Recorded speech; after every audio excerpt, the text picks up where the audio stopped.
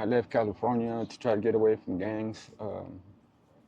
And, it's just Vegas has been hard. It gets too hot during the day. At night, it's hot. And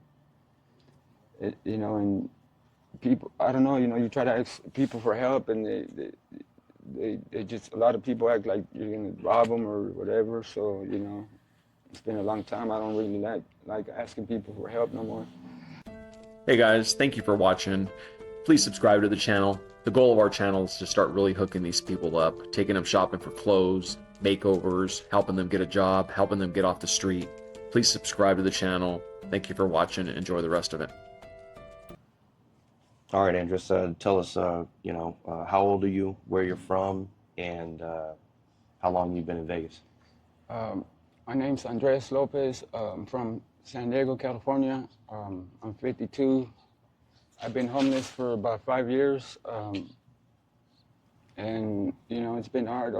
I'm not a bad guy, it's been so hard. Like right now I was gonna go to a store to try to steal some stuff to make some money, but and I don't like doing that, it's just, but it's hard, I don't have my ID or my social security card.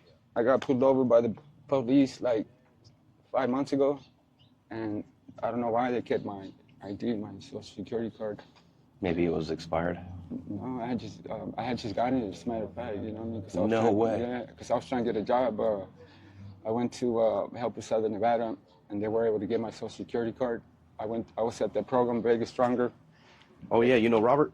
I don't know too many people by names, but Yeah. I was there for a while. They helped me get my ID, and just got pulled over one time and they took it. But yeah, I've been homeless for about 5 years, and I got hooked on fentanyl, and it's been hard.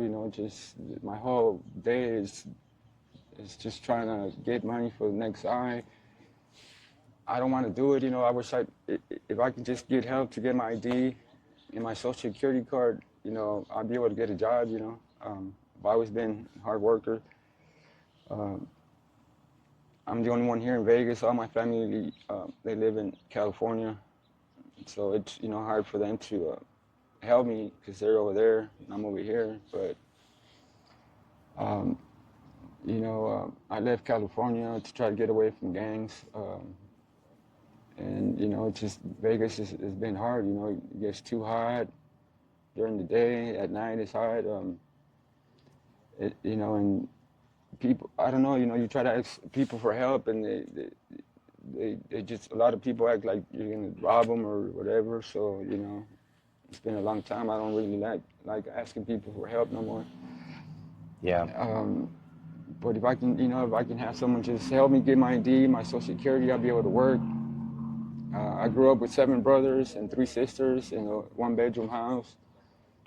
We all slept on the floor. So ever since childhood, it's just been traumatized, just been hard, growing up where I grew up.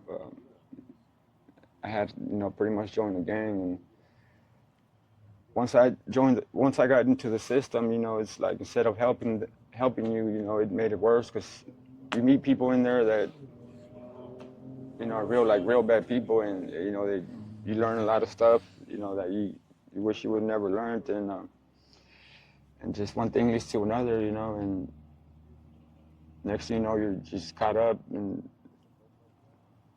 everything, It's just, you're always trying to do the right thing, and it's hard, especially if you have a whole bunch of felonies. I mean, I know there's jobs that, hire ex-felons and stuff like that, but, it's still hard, it's not as easy as. Do you have kids?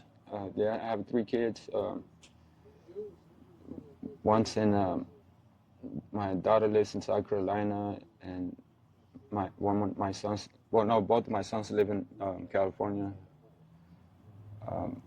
But I haven't talked to them. I don't want to talk to them right now because of the way I am, I have really nothing to offer them right now.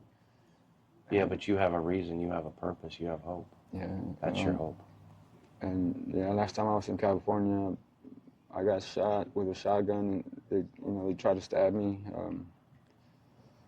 And it's, it's hard. Like, I grabbed the knife, you know what I mean, like, and it cut my tendons right here, so I can't even Oh, really really? move my fingers in. Yeah, it's dangerous out here. Yeah, and so it's, you know, I don't know, it's just a lot of things that happen in my life. It's just my head just, you know, it's like when I hear like a loud noise, you know, a lot of times it just like it bothers me, you know what I mean?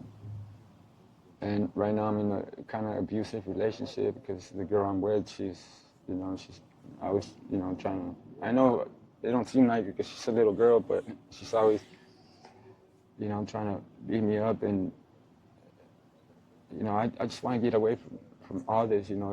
If there was someone out there, or, you know, a company that can help, you know, like I said, I'm not a bad guy, you know, I just need a little bit of help, you know, a little push, you know.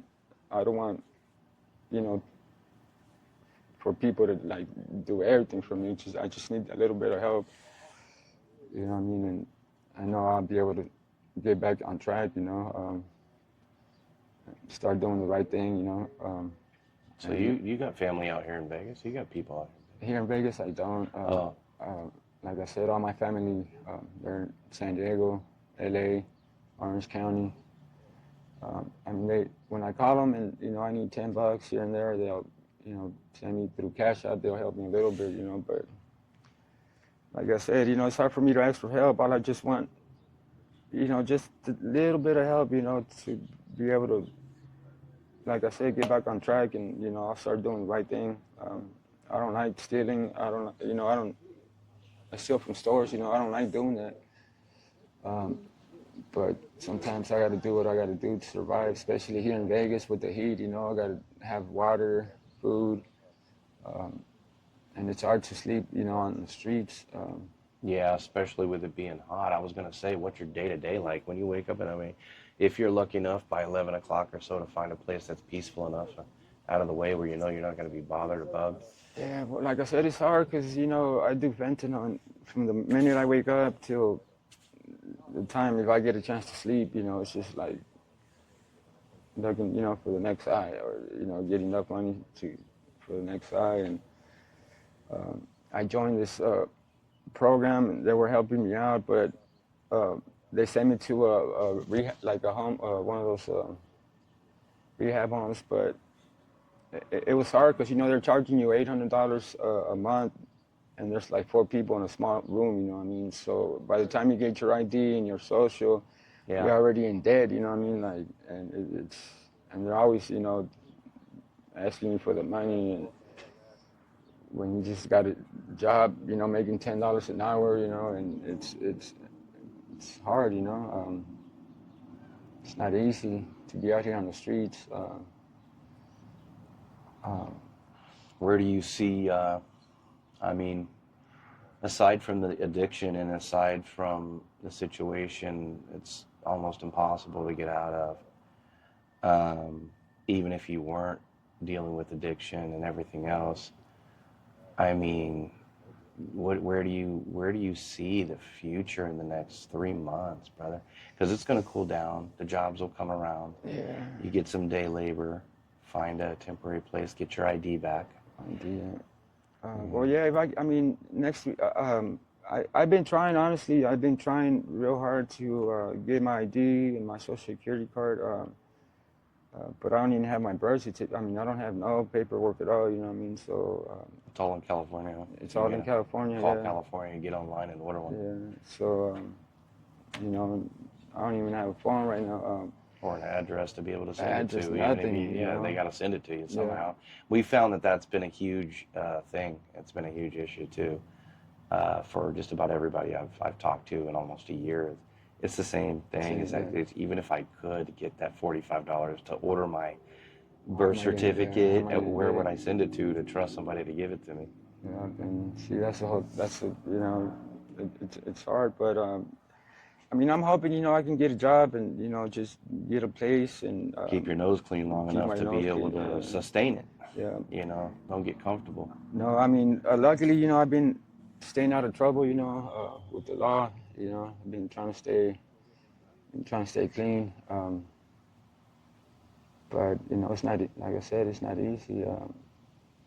if I can just get a job and, you know, once I get my first paycheck, get a weekly, you know, I know maybe I might need someone else to go in with me, you know what I mean? Because those weeklies are expensive too, you know? Yeah, I've realized that even though you guys are a very close community out here and take care of each other, Yeah. that nobody has really gotten together and said, hey man, if we all pulled our resources together, Together, what yeah. could we really accomplish? What could we really do? Could we all, you know, 5, 6 of us get together in one studio weekly and make it work? And just for a little while until we're able to Move on yeah, to until be able the to get next our own step. spot. Yeah. Yeah, but the whole thing is that even though a lot of us get along, it's like, you know, everybody has their own thing. You know, they got Problems, their yeah. kids, yeah, they got their Yeah. own problems. They got their kids, they got to The support, dogs. you know, Yeah. dogs and everything. So, and not everybody gets the money at the same time. So by the time someone else gets the money, it's like, you know, it's so complicated, you know. But I mean, it can be done, you know. Fentanyl is a wicked thing, It's brother. wicked, bro. That shit's no joke, man. I've been all around. I've seen all different types of things, done all different types of things. I mean, And no bullshit, bro. I tried to hung myself like 2 weeks ago. I put a wire over my neck and I did all that. But my roommate, my roommate was right there. I guess he heard me because I kind of messed up and the wire, the height was too, it wasn't tall enough, you know what I mean? So I was kind of choking right there, and my roommate, well, the guy right next to me was able to, he heard me choking, you know what I mean? And my God, yeah, and my heart breaks. That breaks my heart right there. He came in, untied my hands, and took the wire off my neck, you know, and if it wasn't for him, you know, I probably wouldn't be here, bro, because I know another 5, it was taking a while because I was like choking real bad, but I know another couple minutes, I probably would have been dead, you know. And because it's, you know, it's hard, bro, it's so hard out here. I'm so sorry, Andres. Man, thank you for sharing your story. We need to look further into the community and be able to come together to be able to widen the scope to get more help in the right places as far as drug addiction. And there are programs, and I know that there's a lot of stuff, but it seems like there's just not enough. Because, you know, there's a lot And of they're homeless so full. people. The programs are full. It They're- seems they're like they're so packed, yeah. full. I've seen guys go down there and say, I waited for 6 hours just to be safe. You know, we're full. We're full. Come back in 30 days. And like I said, finding a place to stay, bro, especially in the program, like, it's hard because, you know, you're in a program, but you're out in the streets where people are doing drugs right next to you, you know what I mean? And Yeah, it's hard. It's hard, you know. Misery loves company. But, yeah. Thank you for sharing your story, no problem. Andres. Keep the hope. Don't give up. Stop those thoughts. As soon as they start, think of a reason why. Yeah, Thank you, bro. no problem.